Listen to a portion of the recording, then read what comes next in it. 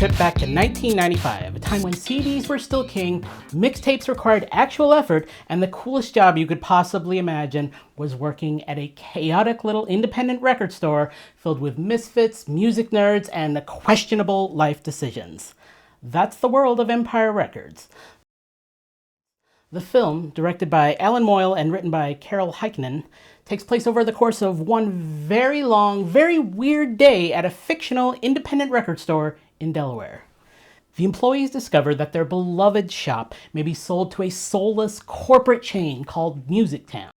What follows is a whirlwind of teenage crises, awkward romance, emotional meltdowns, questionable fundraising strategies, and a visit from washed-up pop idol Rex Manning.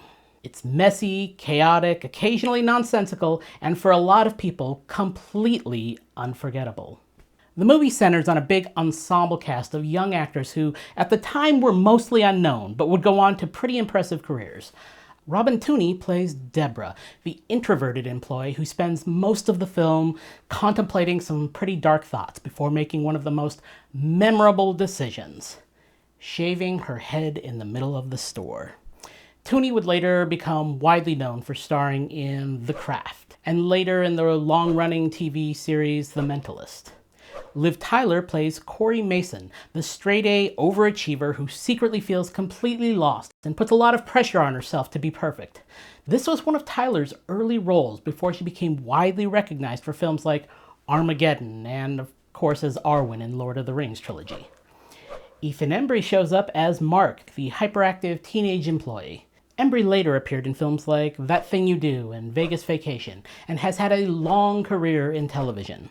Johnny Whitworth plays AJ, the quiet, awkward guy, hopelessly in love with Corey, but completely incapable of telling her, until the worst possible moment. Whitworth later appeared in films like Ghost Rider, Spirit of Vengeance, and numerous TV roles.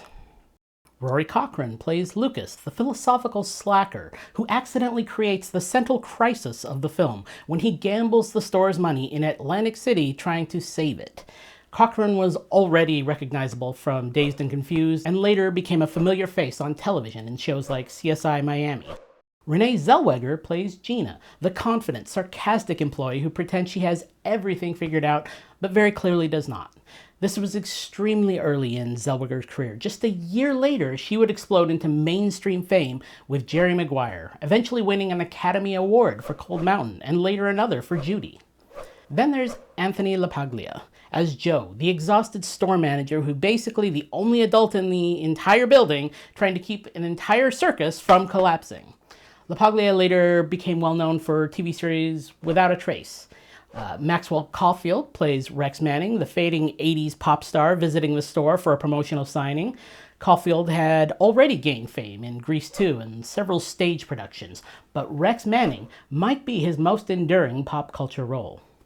And finally, Coyote Shivers appears as Burko, the local musician who represents the slightly more authentic side of the music world the film romanticizes.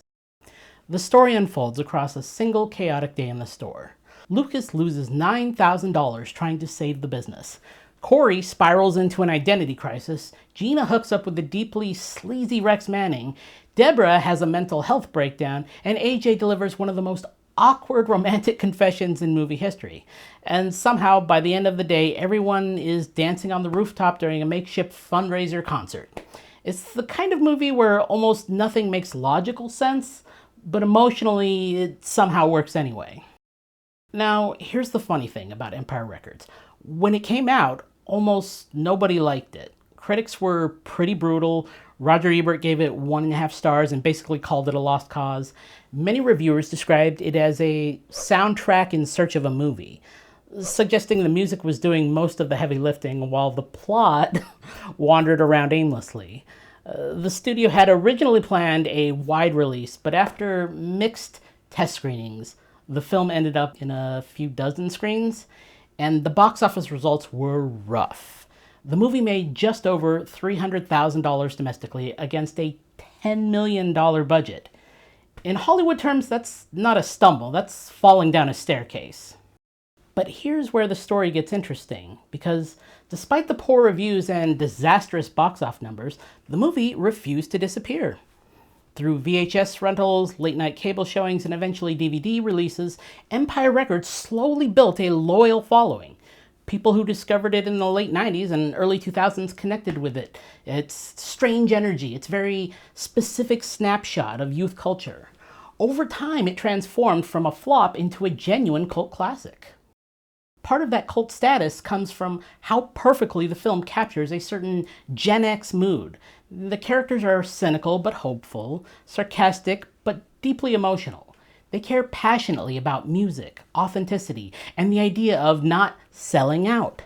The whole conflict between independent culture and corporate takeover, the threat of Music Town replacing their quirky store, is basically the 1990s in miniature. It's grunge-era philosophy distilled into a workplace comedy. And even though the movie exaggerates everything, it taps into something real. The fear that weird, creative spaces young people love will eventually get replaced by something safer, cleaner, and much more boring. Watching the film today, that theme actually feels even more relevant than it did back in 1995. Back then, the villain was a chain record store. Today, the villain would probably be an algorithm. The entire idea of a record store staffed by passionate music nerds recommending albums face-to-face feels almost nostalgic in a way the filmmakers probably didn't intend. The movie accidentally became a time capsule of music culture that was about to change dramatically with the rise of digital downloads, streaming, and the collapse of physical media. Another reason the movie stuck around is its characters. Even though the plot is messy, and it absolutely is, the characters are weirdly lovable. Everyone watching can probably identify with at least one of them. The overachiever who's secretly falling apart, the slacker philosopher, the hopeless romantic, the rebel, the chaos goblin who just wants to blast music and run around the store. It's like The Breakfast Club, if detention happened inside a record store. And then there are the moments that have become genuine cult movie staples. The scene where Deborah shaves her head in the middle of the store. The rooftop concert at the end. The random appearance of the metal band Gwar performing inside the shop. And of course, the immortal line, "Damn the man, save the empire." It's exactly the kind of slogan that feels both ridiculous and strangely inspiring at the same time.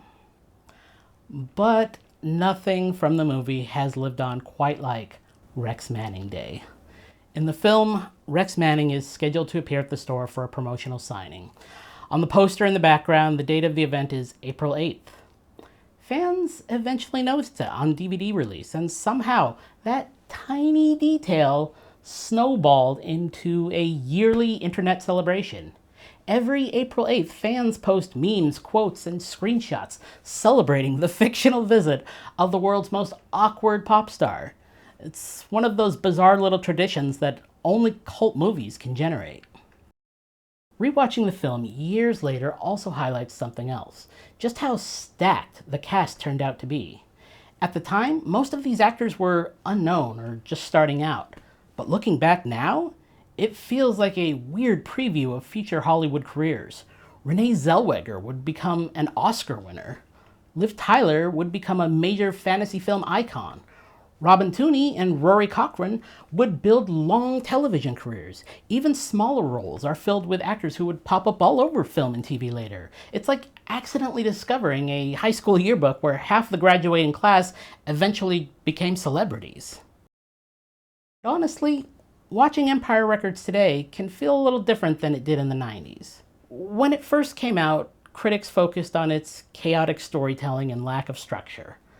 But modern audiences tend to view those same qualities as part of its charm. The film feels less like a tightly written plot and more like a hangout movie, a day spent with a group of eccentric friends. In a weird way, its rough edges actually help it feel authentic. Life in your late teens or early 20s doesn't unfold like a perfectly structured screenplay. It's messy, dramatic, funny, embarrassing, and occasionally life-changing. Sometimes all within a single day. And maybe that's why the movie endured. Beneath all the jokes and weird side plots, Empire Records is really about found family. It's about a group of young people who feel lost, scared, and uncertain about the future, but somehow manage to support each other anyway. The record store isn't just a workplace. It's their community, their identity, their safe space. And even though the movie ends in a wildly unrealistic rooftop dance party, the emotional idea behind it rings true. So, yes, the film flopped, critics rolled their eyes, the box office was a disaster, but 3 decades later, people still quote it, celebrate Rex Manning Day, and revisit that chaotic little record store. And maybe that's the most fitting legacy possible for a movie about music lovers and outsiders. Because like a lot of great albums that were ignored when they first came out, Empire Records eventually found its audience. More updates. Damn the man! Save the Empire! So aside from Sugar High, what's your favorite song from the Empire Records soundtrack? Let me know in the comments, and don't forget to like and subscribe for more trips back to the video stores of old.